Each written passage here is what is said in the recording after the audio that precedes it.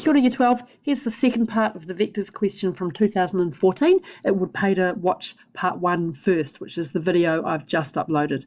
So in part 1, we looked at a line and a point, and we had to find the length of the perpendicular from the point to the line. In part 2, we're still working with that line, but now we know that the line lies in the plane. And the plane is partly given to us, but we don't know all of the components of the normal vector. So if we draw this out badly, here's my plane, and I know that the line lies in that plane somewhere. So that means that I know that the direction vector of the line must be perpendicular to the plane. Sorry, it must be perpendicular to the normal vector of the plane because it lies in the plane. So that's going to be the first thing that I use.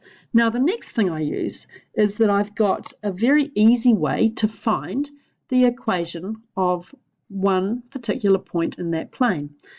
Now we know that the line lies in the plane, and before we wrote the line as follows. So as usual, it had two parts. It had a position vector, and then it had the direction vector. So as I've just said, we're going to use both of those bits in this question. But we know that this position vector, if we turn that into a point, must lie in the plane. So the first thing we're going to do is we're going to take that point and we're going to chuck it into here. The second thing we're going to do is to say that this direction vector and the scalar product of this direction vector with this normal vector must equal 0. That gives me two simultaneous equations for two unknowns, and then we're going to solve them. So that's my way of doing it. As before, there are a few different ones. Pause the video and see how far through you can get now. Okay, so here's my first little bit of working. We've got the equation of the plane, and we've got the equation of the line, and we know that this point here is in the plane, so now we can substitute that into the equation of the plane, and cleaning that up gives me 4a minus 9b equals 26. Then the next thing we're going to use is the direction vector of that line, which must be, bad perpendicular line, perpendicular to the normal vector of the plane. The normal vector of the plane is a, b, and -3. So if two things are perpendicular, their scalar product is 0. We've got a, b, -3 dot -2, 1, -2 must equal 0.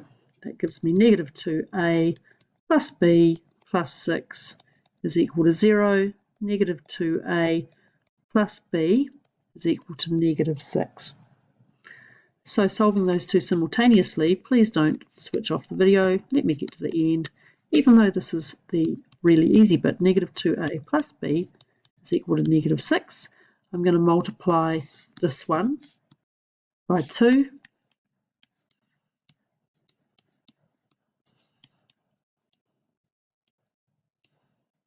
And now I'm going to add them together, giving me -7b is equal to 14. b is equal to -2. Substituting that back into either equation, let's do this one, gives me -2a minus 2 equals -6.